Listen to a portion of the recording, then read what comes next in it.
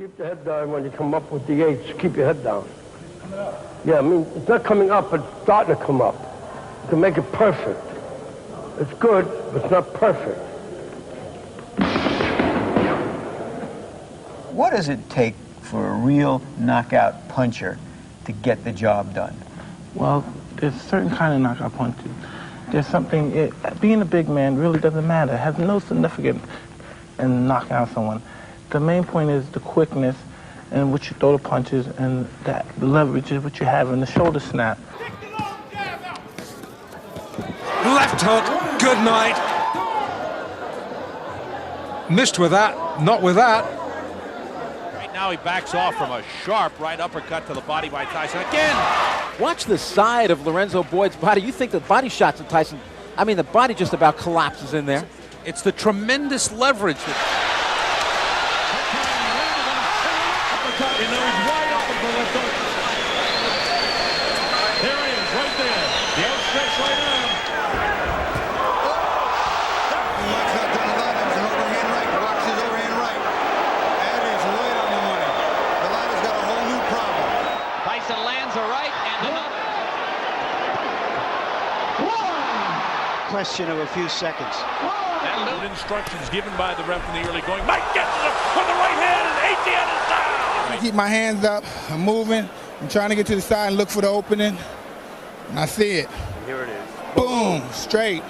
And the object of really knocking out an individual is throwing a punch where he can't see. Footed pivot, swing around on your opponent's side and then crack. Oh, he got a right uppercut. Another right uppercut. As you know, I made the move and I caught him, and I tried to catch him again, then I caught him off top of the head again. Then there's another one, the Jets glance and really didn't hit him as hard. I want this combination punches.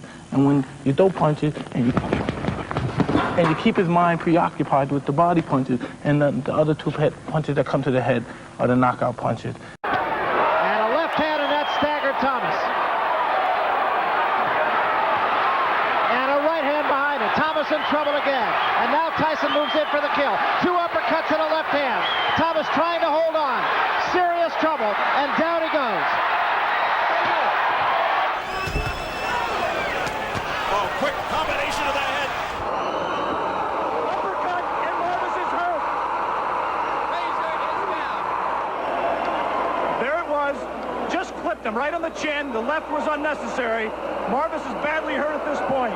Uppercut again. And there, Marvis is out on his feet.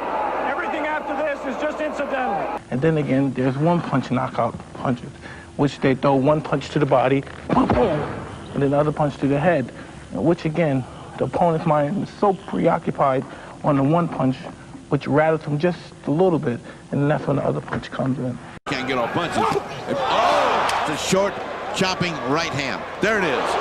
Right on. You look at the body. He turns his body into this punch. He'll watch both are coming and what he sees.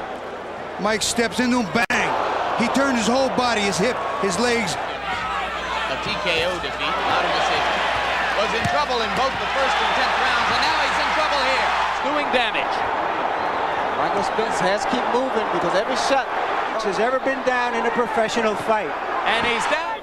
Here we have another angle, and that beautiful right uppercut caught him perfectly. Oh, goodness, we want a right hand there from Tyson. More movement than he is now. He's allowing Mike Tyson to trap him in the corner. As we watch this again, and there is the punch, a high punch on the forehead. You know, what I see in what you're saying is one, getting the shoulder in. A lot of fighters are arm punches. And secondly, the quickness so that the opponent doesn't see the punch, and that's what knocks him out. He's not prepared. There it was. Just clipped him right on the chin. The left was unnecessary. Marvis is badly hurt at this point.